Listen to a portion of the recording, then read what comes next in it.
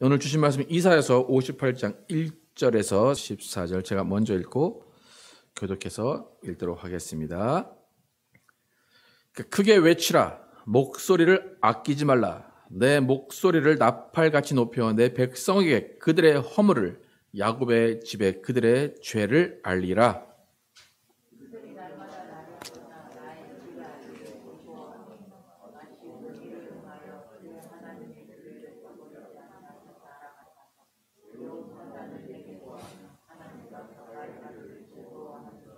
우리가 금식하되 어찌하여 주께서 보지 아니하시오며 우리가 마음을 괴롭게 하되 어찌하여 주께서 알아주지 아니하시나이까.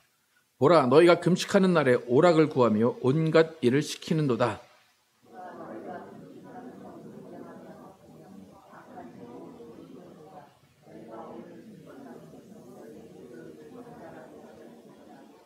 이것이 어찌 내가 기뻐하는 금식이 되겠으며 이것이 어찌 사람이 자기의 마음을 괴롭게 하는 날이 되겠느냐. 그의 머리를 갈대같이 숙이고 굵은 배와 재를 펴는 것을 어찌 금식이라 하겠으며 여호와께 연락될 날이라 하겠느냐.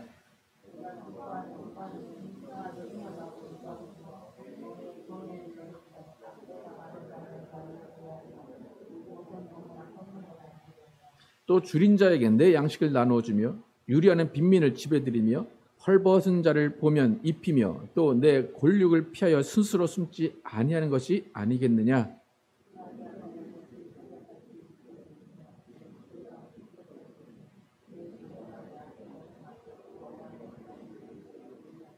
내가 부를 때에는 나 여호와가 응답하겠고 내가 부르짖을 때에는 내가 여기 있다 하리라. 만일 내가 너희 중에서 멍에와 손가락질과 허망한 말을 제하여 버리고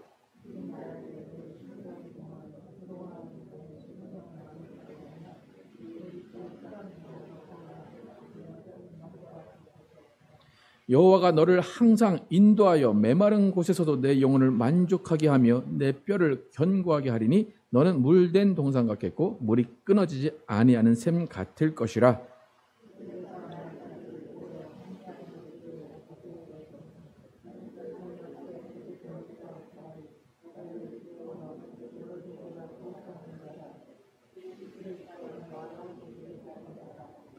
만일 안식일에 내 발을 금하여 내 성일에 오락을 행하지 아니하고 안식일을 일컬어 즐거운 날이라 여호와의 성일을 존귀한 날이라 하여 이를 존귀하게 여기고 내 길로 행하지 아니하며 내 오락을 구하지 아니하며 사사로운 말을 하지 아니하면 같이 읽겠습니다. 시작. 내가 여호와 안에서 즐거움을 얻을 것이라. 내가 너를 땅의 높은 곳에 올리고 내 조상 야곱의 기업으로 기르리라. 여호와의 입의 말씀이니라. 아멘.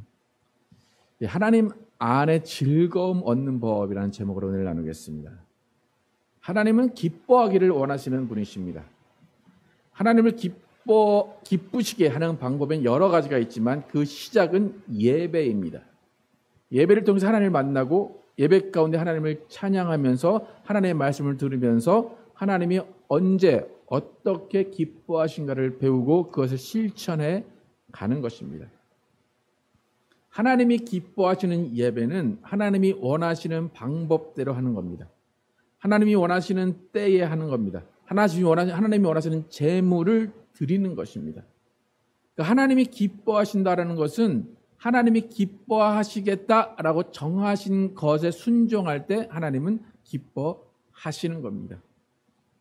당연히 예배는 우리도 기뻐야 합니다. 하지만 누가 뭐라고 해도 예배는 우리보다 하나님이 기쁘셔야 합니다. 그래서 구약에는 정말로 하나님이 이때 해라, 이렇게 해라, 수치 정말 몇 센치, 몇 미터 다 정해주시고 색깔 정해주시고 누가 이렇게 해라, 어떤 제물을 드려라 하나씩 다 정해주셔서 그렇게 하면 기뻐하셨어요. 그러니까 구약에 연락하셨다라는 것은 하나님이 기뻐 받으셨다는 거예요.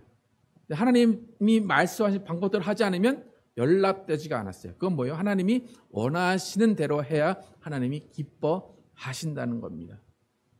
만약에 제사장이 하나님이 소를 드려라, 염소를 드려라 했는데 이 동물이 좀 불쌍해 보여요. 그래가지고 이 동물 대신 그냥 식물을 딱 드렸어요. 그러면 하나님은 기뻐하지 않으신다는 겁니다. 제사장의 취향대로 이 떡은 조금 더 써도 될 것 같아. 그러니까 일주일 넘어도 괜찮아 라고 떡을 놔뒀으면 하나님은 그것을 받아들이지 않으신다는 겁니다. 그러니까 우리가 하나님을 섬긴다라고 할 때 가장 조심해야 될 것은 뭐냐면 하나님을 예배하고 섬길 때 우리 중심대로 내 생각대로 하나님을 섬기면 안 된다는 겁니다. 그러니까 우리가 우리 중심대로 우리의 생각대로 하나님을 섬기면 나는 하나님을 섬겼습니다. 하나님을 예배했습니다. 하지만 하나님은 그 시간에 오히려 모욕을 당하십니다. 네가 나를 그렇게 생각하는 거야 지금? 네가 나에게 그런 태도를 보이는 거야? 라고 하면서 우리는 최선을 다했다고 하지만 하나님은 모욕을 당하십니다. 여러분 선물을 주고받을 때는 서로 기쁘라고 선물을 주고받습니다. 그런데 어떤 경우에는 선물을 주는 사람은 기쁘게 줬는데 받는 사람은 오히려 실망하기도 하고 오히려 서운해하기도 하는 때가 있습니다. 그러니까 어떤 세댁이 있는데 세댁이 첫째를 출산했다고 합니다. 시댁이 이제 시댁 식구들이 이제 축하를 하려고 우르르 몰려와서 이제 축하 선물을 줬는데 그 시댁 식구의 입장에서는 이제 아이를 낳았으니까 아이의 이제 옷이 필요할까라고 생각을 해서 옷을 이렇게 선물을 했어요. 근데 시댁 식구들이 이제 아이를 다 낳았기 때문에 어떤 옷이 필요한지 또 아이에게 어떤 것이 더 중요한지를 알기 때문에 가라지 세일 가서 1불짜리 아이 옷을 다 사서 깨끗하게 빨아서 깨끗하게 개서 갖다 준 거예요. 그러니까 그 시댁 식구들의 마음은 뭡니까? 아이는 어차피 빨리 자라니까 며칠 못 입으니까 그 돈 사서 괜히 돈 낭비하지 마라. 그냥 빨리 입고 또 나누어주고 그런 게 훨씬 좋다라는 마음으로 기쁨으로 많이 옷을 사서 다 빨고 다 데려서 귀하게 갖다 줬어요. 근데 그 시댁의 그 세댁의 마음 그 딱 받았을 때 그때 그 세댁이 좀 가난했대요. 그러니까 괜히 자격지심이 들고 또 어려운 가운데 첫째를 낳기 때문에 이 첫째에게는 좋은 옷을 입혀야지, 새 옷을 입혀야지. 제가 요즘에 이제 저 와이프를 보면 그런 마음이 많이 들어요. 와이프가 집을 지금 몇 살입니까? 하여튼 40년 만에 처음 샀는데 다 고치고 싶어 하는 거예요. 그래서 저에게 칫솔통이 하나가 없어요, 지금. 칫솔통 아무데나 꽂으면 되잖아요. 사고 싶은데 못 사게 해요. 왜요? 좋은 거. 첫 집에 놓는 거라 좋은 거를 사고 싶어 하는 거예요. 예. 이 세대도 똑같은 마음이에요. 첫째를 낳기 때문에 정말 옷 하나라도 그냥 새 옷을 입히고 싶은데 이 시댁 사람들은 그 마음을 이해해 주지 못하는 거예요. 그러니까 그 선물을 받고도 서운하고 오히려 자신이 내가 이런 마음 드는 게 잘못된 것인가 라고 하면서 자신을 그냥 좀 돌아보게 하는 좀 어떻게 보면 자신한테 실망하게 되는 그런 선물이 된 겁니다. 여러분 선물을 기쁜 마음으로 줬다고 해서 상대방이 그것을 기뻐한다라고 우리는 생각을 해서는 안 됩니다. 남자들은 잘 모르죠, 그죠? 그 여자들의 마음을. 그래서 어떨 때는 남자들은 이거 좋아 그러고 막 어떤 걸 만들어 줬는데 여자분은 왜 만들었냐고 이제 그렇게 할 때도 있고 그런 마음들이 이제 있습니다. 여러분 섬김이라는 것은 상대방을 위한 선물입니다. 섬겨주려면 상대방이 원하는 것을 해주는 것이 섬기는 겁니다. 우리는 하나님을 섬기는 사람들입니다. 그렇다면 하나님을 섬기는 자세는 반드시 하나님이 원하시는 것, 하나님이 기뻐하시는 것으로 섬겨야 됩니다. 그래서 구약에는 하나님이 율법으로 하나하나 조목조목 알려주셨어요. 근데 신약에는 그게 없는 게 문제예요. 그러니까 또 신약 시대에는 우리가 성경의 해석의 자유가 있어서 다 해석을 각각 합니다. 그러니까 하나님이 기뻐하시면 좋아라고 하는데 그 기뻐하신 것에 대한 기준이 다 달라요. 그러니까 오늘 이렇게 하시면 기뻐하실 거야. 그러니까 다른 사람이 보면 저렇게 하면 기뻐하지 않으실 것 같은데 라고 하면서 하나님의 기뻐하시는 것에 대한 기준이 다 다르다는 겁니다. 근데 지금 이스라엘이 오늘 본문에도 보면 하나님이 분명히 이스라엘은 하나씩 조목조목 알려주셨어요. 이렇게 해라 이렇게 해라 하지 마라 하지 마라. 그런데도 불구하고 이스라엘도 하나님이 기뻐하지 아니하시는 일을 했다는 것을 알 수가 있습니다. 분명히 오늘 본문에도 하나님이 기뻐하신 것이 무엇인지 알려주셨어요. 6절 함께 한번 읽어보겠습니다. 6절 시작. 내가 기뻐하는 금식은 흉악의 결박을 풀어주며 멍에의 줄을 끌어주며 압제당하는 자를 자유하게 하며 모든 멍에를 꺾는 것이 아니겠느냐. 분명히 하나님이 원하시는 금식, 기뻐하시는 금식에 대해서 말씀하고 하셨습니다. 그런데 이스라엘은 자신들이 원하는 금식, 자신들이 하고 싶은 금식을 한 거예요. 하나님이 골라놓으신 대로 금식을 해야 되는데 골라놓은 것 말고 다른 것을 선택한 것입니다. 여러분, 우리는 인생의 경험이 쌓이고 신앙의 연륜이 쌓이다 보면 노하우가 생깁니다. 요령이 생깁니다. 그래서 그 요령이 자신의 노하우가 정답인 것 같이 생각이 됩니다. 그러니까 인생을 살 때는 그게 정답일 수 있어요. 인생의 선배들의 말에 맞는 때가 많습니다. 우리 부모님의 말이 다 맞을 때가 많습니다. 그러나 하나님을 섬기는 것은 노하우나 요령으로 섬기는 것이 아니라 말씀대로 해야 되는 것입니다. 많은 교회 사람들이 교회 안에서도 노하우를 드러내려고 할 때가 있고 요령대로 하려고 할 때가 있습니다. 하나님을 내가 아는 하나님이 정답인 것처럼, 내가 하는 신앙 방식이 정답인 것처럼 이야기할 때가 많다는 겁니다. 교회에서 그렇게 내가 아는 것이 정답이야, 이렇게 하면 하나님이 기뻐하실 거야 라고 하는 그 일에 대해서 전문용어로 뭐라고 하냐면 열심이라고 얘기합니다. 하나님이 열심히 하면 좋아하실 거야. 하나님이 정말로 크게 부르짖고 정말 주님을 위해서 살라고 하셨으니까 이렇게 하면 좋아하실 거야 라고 생각을 합니다. 그래서 열심히 냅니다. 신앙의 열심은 나쁜 것이 아닙니다. 여러분, 열심을 내시기 바랍니다. 우리 교회는 너무 열심이 없었습니다. 열심을 내시기 바랍니다. 근데 어떤 열심입니까? 하나님이 원하시는 열심입니다. 하나님이 기뻐하시고 하나님이 정해 놓으신 열심입니다. 많은 열심 있는 분들의 특징이 뭐냐면 나와 하나님 외에는 보이지 않는다는 겁니다. 하나님이 이걸 하라고 하셨지, 나는 하나님만 볼 거야, 하나님만 바라볼 거야 라는 것입니다. 그러니까 다시 말해서 내가 열심을 내는데 하나님이 원하시는 방법이 아니라 나는 오직 하나님만 봅니다 라고 외골수적으로 그렇게 신앙을 하게 된다는 겁니다. 근데 그게 맞는 것 같아요. 왜냐하면 하나님이 나만 섬겨 그랬잖아요. 나 외에 다른 신을 섬기지 마. 그러니까 아무것도 안 보는 거예요. 그냥 하나님만 보는 거예요. 그러면 1대1로 볼 때는 맞아요. 그게 그렇게 해야 돼요. 근데 하나님이 전체적인 교회의 모습, 전체적인 이스라엘 민족의 모습을 볼 때는 그게 아니라는 겁니다. 여러분, 신약에서 예수님을 가장 열심히 쫓아다니는 제자가 누굽니까? 여러분 아는, 제일 많이 나오는 베드로가 예수님을 가장 많이 잘 열심으로 쫓아다녔습니다.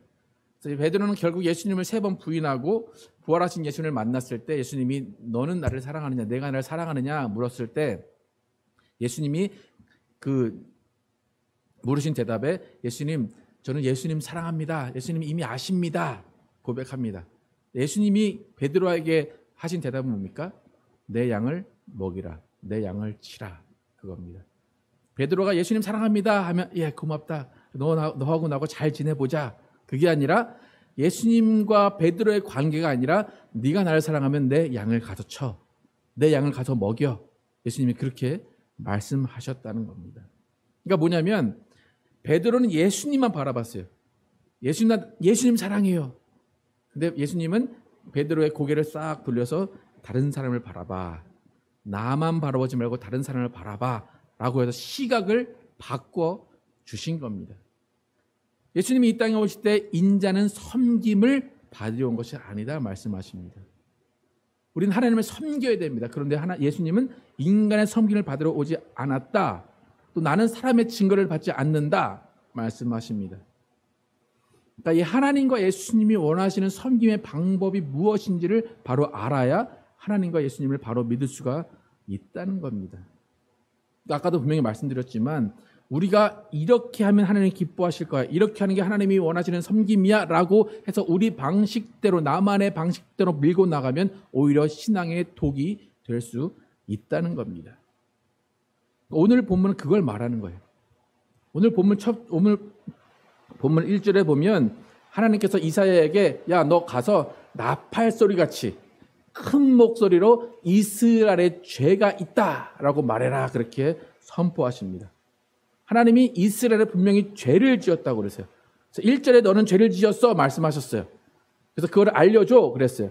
그런데 그 죄의 내용이 무엇인지 2절, 3절 한번 어떤 죄의 행동이 있었는지 2절, 3절 읽어보겠습니다. 시작. 그들이 날마다 나를 찾아 나의 길 알기를 즐거워함이 마치 공의를 행하여 그의 하나님의 규례를 저버리지 아니하는 나라 같아서 의로운 판단을 내게 구하며 하나님과 가까이 하기를 즐거워하는도다. 우리가 금식하되 어찌하여 주께서 보지 아니하시며 우리가 마음을 괴롭게 하되 어찌하여 주께서 알아주지 아니하시나이까. 여기까지 읽겠습니다. 하나님이 너희는 죄가 있어 라고 선포해. 2절 3절에 이스라엘이 어떻게 한 거예요? 여러분 이게 죄를 찾을 수 있습니까? 이스라엘의 죄. 날마다 하나님을 찾았대요. 죄입니까? 칭찬받아야 됩니까? 나의 길 알기를 즐거워했다. 성경 공부 진짜 열심히 했다는 거예요. 그죠?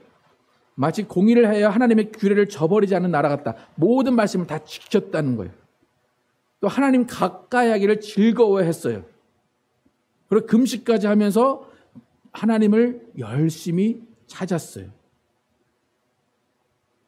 무슨 죄를 지었습니까? 여러분이 이렇게 생활을 했다. 여러분 이렇게 지금 이렇게 생활하고 계시죠, 그죠? 네. 근데 하나님이 여러분 나타나서 제가 나타나서 여러분 죄를 회개하십시오. 여러분 죄를 지었습니다. 그래요. 그럼 여러분 이해가 가시겠습니까? 지은 죄가 뭐예요? 죄라고는 열심히 기도한 것밖에 없어요. 열심히 성경 공부밖에 없고 열심히 하나님을 가까이 하고 열심히 금식한 죄밖에 없어요. 근데 하나님은 너희 죄 지었어. 그래서 이사야에게 정말 나팔 소리같이 큰 소리로 가서 외쳐라 라고 말씀하십니다. 도저히 우리가 볼 땐 죄라고 할 수 있는 목록이 하나도 없습니다. 근데 하나님은 죄를 지었다 말씀하십니다. 그 죄는 뭡니까? 3절 후반부터 4절까지 이렇게 해서 보라 너희가 시작.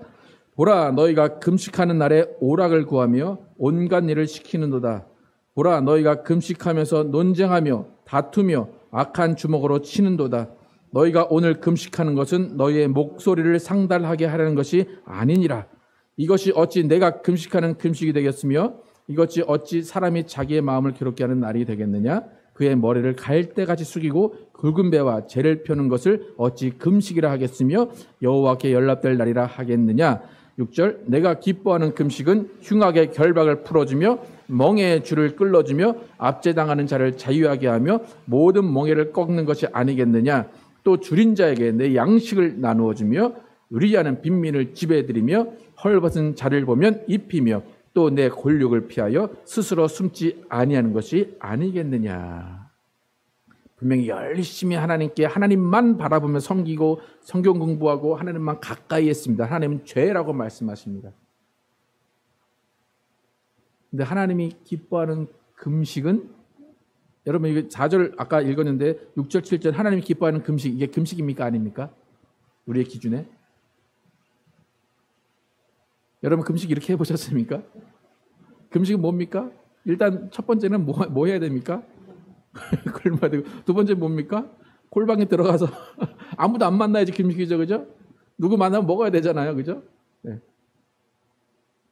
근데 하나님이 기뻐하시는 금식은 결박을 풀어주며 멍에의 줄을 끌어주며 압제당한 자를 풀어주며 모든 멍에를 꺾는 것이 하나님이 기뻐하시는 금식이래요. 그러니까 우리가 알고 있는 경험, 우리가 알고 있는 노하우와 전혀 다른 방식으로 하나님을 섬기라고 말씀하십니다. 나는 기뻐하면서 만족하면서 금식을 했는데 하나님은 그것이 죄라고 말씀하시니 이런 황당한 경우를 우리가 맞게 된다는 겁니다. 여러분 예수님이 공생의 기간에 계속해서 갈등하고 부딪힌 사람들이 바리새인과 서기관들, 사두개인들입니다. 그들은 철저하게 율법을 지키고 철저하게 금식하고 철저하게 하나님을 따라 산 사람들입니다. 그런데 예수님은 그들에게 뭐라고 말씀하십니까? 회칠한 무덤이다. 이 독사의 자식들아 라고 말씀하십니다. 그러니까 이스라엘의 그 바리새인과 서기관들과 사두개인들은 이해를 못하는 거예요. 나는 얼마나 열심히 잘하고 있는데 나는 완벽한데 그러니까 누가 틀린 거예요? 예수님이 틀린 거예요. 여러분 금식을 탁 하고 40일 금식을 탁 했어요. 근데 하나님이 딱 나오자마자 너 뭐 했냐? 누가 먹지 말라고 그랬냐? 그렇게 하면 여러분 그 다음부터 하나님 믿겠습니까? 안 믿겠습니까? 안 믿죠. 내가 이러려고 하나님 믿는 것 같습니까? 네. 하나님 지금 이스라엘에게 그 얘기를 하고 계십니다. 지난주에 하나님은 통회하는 사람, 겸손한 사람을 찾고 함께 계신다고 그랬어요. 열심히 있는 사람이 아니라 통회하고 상한 심령을 가지고 하나님께 나아가는 자를 하나님이 찾고 가까이 하신다고 하셨습니다. 그러니까 오늘 본문으로 보면 하나님이 선택하신 방법이 아니라, 내가 선택한 방법이 아니라 하나님이 선택하신 방법대로 하는 자들을 기뻐하신다는 겁니다. 하나님이 왜 금식을 하라고 했는지를 여러분 잘 아시기 바랍니다. 하나님이 기뻐하시는 금식 어떤 것인지를 잘 아시기 바랍니다. 하나님이 이렇게 너희는 죄를 지었어, 너희는 이렇게 해야 돼, 너는 이렇게 하지 말아야 돼 라고 하는 것들을 이스라엘에게 왜 말씀을 해주실까? 혼내려고 하시는 것이 아니에요. 이스라엘을 잘하고 있어요. 여러분 얼마나 잘하고 있습니까? 성경 공부도 열심히 하고 하나님을 가까이 하는 거 얼마나 잘하고 있습니까? 그런데 그거 가지고는 하나님이 기뻐하실 수가 없다는 거예요. 하나님이 기뻐하셔야 되는 이유는 뭐냐면, 하나님이 기뻐하셔야 하나님의 기쁨이 이스라엘 가운데, 우리 가운데 넘칠 수 있다는 거예요. 하나님을 기뻐하게 하시는 것은 하나님만 기뻐하게 하는 것이 아니라, 하나님이 기뻐하실 때 우리 가운데도 그 기쁨의 은혜가 넘친다는 거예요. 그 기쁨의 선물이 우리한테 돌아온다는 것입니다. 그러니까 하나님을 기쁘시게 하는 방법, 하나님의 방법대로 하나님을 기쁘시게 할 때 우리 또한 기뻐할 수 있다는 것이 하나님이 오늘 본문에서 말씀하고 싶어 하는 겁니다. 그래서 하나님이 기뻐하는 기쁨, 하나님이 우리에게 주고 싶어 하는 것이 많은데, 오늘 여러분 이사야서 58장 오늘 후반부로 쭉 보면 여러분 많이 알고 있는 말씀 되게 많죠. 그죠? 물된 동산 같겠다. 그것도 많이 아시고, 하나님께서 어떤 것을 구하든 다 주겠다라는 말씀도 있고, 기초를 다시 세운다라는 말씀도 있습니다. 그런데 오늘 본문이 둘로 딱 잘라집니다. 7절과 8절을, 그 8절 초반에 있는 단어 하나가 있습니다. 뭐가 있습니까? 8절 맨 처음에 어떤 단어가 나옵니까? 그리하면이라는 말은 무엇입니까? 6절 7절에 하나님이 기뻐하시는 금식에서 알려주셨어요. 압제를 풀고 그 자유를 주고, 6절 7절에 그런 하나님이 기뻐하시는 금식을 알려주셨고, 8절에 그리하면이라는 전제가 붙어 있어요. 뭡니까? 8절 이후에 나오는 물된 동산, 하나님께 기도하면 모든 것이 응답이 되고 모든 축복이 있고, 그것은 앞에 6, 7절 하나님을 기쁘시게 하는 금식이 이루어질 때 하나님이 주신다는 거예요. 근데 우리는 6절, 7절 안 읽고 8절부터 읽어요. 하나님, 저의 인생을 물된 동산같이 해주십시오. 모든 것 찰려 넘치게 해주십시오. 그럼 하나님은 뭘 기다려요? 야, 가서 6절, 7절 읽고 와. 그래요. 내가 기뻐하는 금식이 뭔지 알고 그대로 하면 내가 준다고 했잖아. 근데 앞으로 안 가요. 8절부터 이유만 계속 읽고 있어요. 그러면 그것만 갖고 우리는 어떻게 해요? 열심히 기도해요. 그러다가 조금 하나 이루어지면 그거 가지고 내가 기도 열심히 했으니까 이렇게 됐지라고 이야기를 한다는 겁니다. 오늘 성경 가운데 가장 중요한 단어는 그리하면이에요. 그리하면. 네가 내가 말한 대로 행하면, 내가 기뻐하는 금식을 하면 그렇게 될 거야 라고 말합니다. 그래서 우리가 하나님이 기뻐하는 금식을 하면 어떤 축복이 이루어지는지 8절부터 12절까지 자세하게 한번 읽어보겠습니다. 8절부터 12절까지 함께 읽도록 하겠습니다. 시작. 그리하면 내 빛이 새벽같이 비칠 것이며 내 치유가 급속할 것이며 내 공의가 내 앞에 행하고 여호와의 영광이 내 뒤에 호위하리니, 내가 부를 때에는 나 여호와가 응답하겠고 내가 부르짖을 때에는 내가 여기 있다리라. 만일 내가 너희 중에서 멍에와 손가락질과 허망한 말을 지하여 버리고 줄인 자에게 내 심정이 동하여 괴로우는 자의 심정을 만족하게 하면, 내 빛이 흑암 중에 떠올라 내 어둠이 낮과 같이 될 것이며, 여호와가 너를 항상 인도하여 메마른 곳에서도 내 영혼을 만족하게 하며 내 뼈를 견고하게 하리니, 너는 물된 동산 같겠고 물이 끊어지지 아니하는 샘 같을 것이라.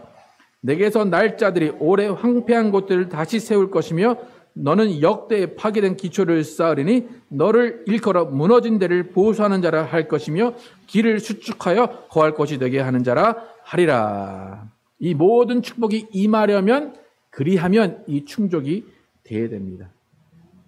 하나님을 섬기되 하나님이 기뻐하는 방식으로 섬기는 겁니다. 남들에게 보여주는 금식이 아니라 오히려 고아와 과부를 섬기며 가진 것들을 나누어 주는 금식을 하게 되면 하나님이 이 말씀들이 너에게 이루어지게 하겠다라고 말씀하십니다. 지금 많은 사람들이 한국교회가 무너졌다라고 이야기합니다. 그 무너진 기초를 다시 수축하는 유일한 방법은 뭡니까? 하나님이 기뻐하시는 금식을 하는 겁니다. 이웃을 돌보는 겁니다. 압제된 자를 풀어주는 겁니다. 정말 허망한 말과 손가락질을 제하는 겁니다. 교회 안에서 얼마나 손가락질을 하고 얼마나 허망한 말을 많이 합니까? 교회 안에서 그런데 얼마나 또 세상에 대다고 손가락질을 하겠습니까? 그게 다 없어져야 교회가 새로 세워진다는 겁니다. 어떻습니까? 새로 세워질 것 같습니까? 어떻습니까? 손가락에 이렇게 네가 잘못했어 그럼 누가 네. 네가 잘못했어가 아니라 내 탓이요 할 때 교회의 무너진 기초가 다시 세워진다는 겁니다. 여러분, 교회의 무너진 기초가 새로 세워지는 것은 열심히 성경 공부한다고 세워지지 않습니다. 열심히 하나님을 가까이 한다고 세워지지 않습니다. 자신의 영혼에는 만족감이 있을 수 있습니다. 하지 말라는 게 절대 아닙니다. 자신의 영혼을 위해서는 해야 됩니다. 그러나 교회의 기초, 교회를 무너뜨린 그 장본인인 교회 사람들이 안에서 화목하고 조화를 이룰 때 교회가 세워진다는 것입니다. 아무리 개인이 잘해도 무너진 교회가 세워지지 않으면 하나님의 나라는 완성될 수가 없습니다. 여러분, 용서하는 자가 많을 때 무너진 성벽은 세워집니다.